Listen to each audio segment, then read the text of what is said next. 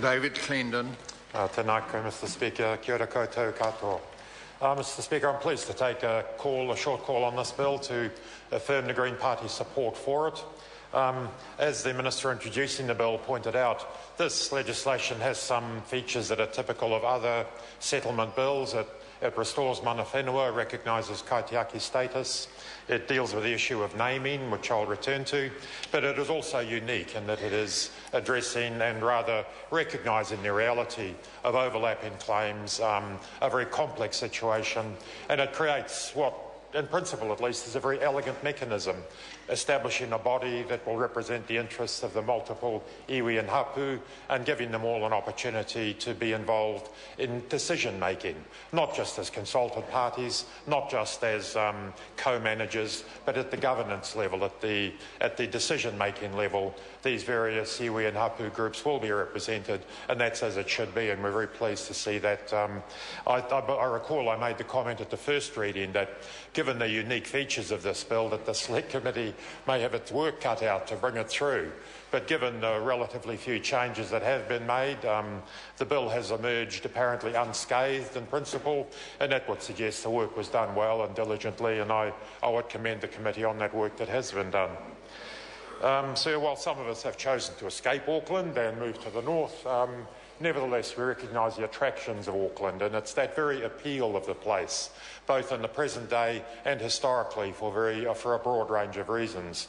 That means there are considerable overlap of interest, many parties with legitimate claims to be recognised, that has generated this solution, this multi-partisan solution, if you like. So it was interesting reading the submissions to the bill, and the previous speaker, Nana Mahuta, sort of made reference to it, that there are a number of NGOs, of voluntary bodies, who for many years have worked very hard to protect, to restore the quality, particularly of the cones, but also of some of the waterways around Auckland. Friends of Makaurau have been mentioned, and they are an extremely able and committed body. Friends of the Foe, Friends of Oakley Creek, these typically Pākehā organisations, conservation groups that have worked long and hard to maintain and to restore, to recognise the preciousness of these sites, of the monga, of the cones, of the waterways. And reading the submissions, it occurred to me there's still a level of nervousness within some of those groups, and we've seen this, I dare say, even within the Green Party, within our own memberships historically. As soon as you introduce a greater level of Māori control, management, authority, that some of the conservation groups frankly get a little bit nervous about that. And there are reasons for that. They're historic, I know. But I do think that this legislation has the opportunity to quell some of that nervousness when people see that Māori are perfectly capable managers, owners, guardians of sites, and have been for a very long time, in fact. It's returning in some respect to a status quo. I think it's a very positive move, and I do, again, I reflect Manaya's comments that one hopes that the relationships will be positive, that all parties will recognise each other's contribution, both historic, present and future, and we will get much better outcomes. Not only for Māori, but particularly for Māori who have been denied a place in these decision-making points for a very long time, and this legislation goes some way to restoring that, and that's as it should be.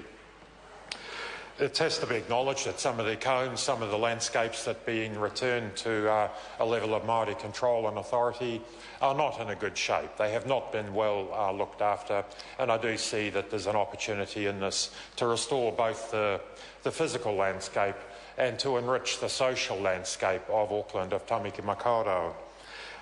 There's a word I came across when I was endeavouring to teach landscape architects, the word palimpsest.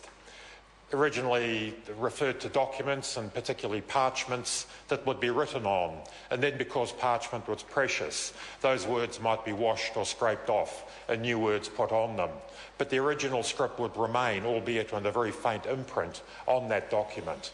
And that word can be usefully translated into a landscape as well, as each succeeding generation makes its mark, makes its impression on the landscape.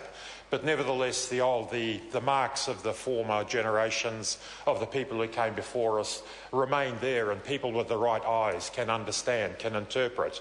And that's the opportunity in Auckland, I think, with this new model, with the considerable Māori influence and control now over the development and the enhancement of those landscapes. We can still see, if people are educated and given the insight, we can see the imprint made by previous generations, and both physically and socially, and we can celebrate that. Auckland does have a longish history in New Zealand terms at least. Clearly the pre-European history and then the post-contact history, the 19th century history. It's rich, it's colourful, it's extraordinary, something we should celebrate and acknowledge that harm was done, but some good was done as well. And I do see that there's an opportunity now with this new structure, with this new governance and management structure, to bring to light some of that history, to enrich the understanding of Māori and Pākehā New Zealanders, of Tauiwi, of everybody who now lives in that city, to celebrate its history, to reflect on the lessons we can learn from the past, to carry them forward to the advantage of everybody who lives in that place and will continue to live there. This is not new. There are some of this work is being done already, and I would acknowledge particularly Ngāti Whātua, individuals like Ngāti Mublē, who has worked very hard and long to install, to reveal the landscape and the richness and the significant markers in the landscape that are the imprint of the history, the historical use, the historical importance of the various cones and the waterways and so on. And I think that this will create an opportunity for much more of that work. People can live for a very long time, spend a lifetime in Auckland, and not be aware of the history and the colour and the excitement that has historically focused on some of those cones, the volcanic cones particularly. And I think as this new structure beds in, and I'm sure it won't be seamless, there will be a few speed bumps along the way, no doubt, but I think with goodwill and good leadership they can be overcome, and we can get a much more positive approach, a much better outcome, and a much richer outcome for people.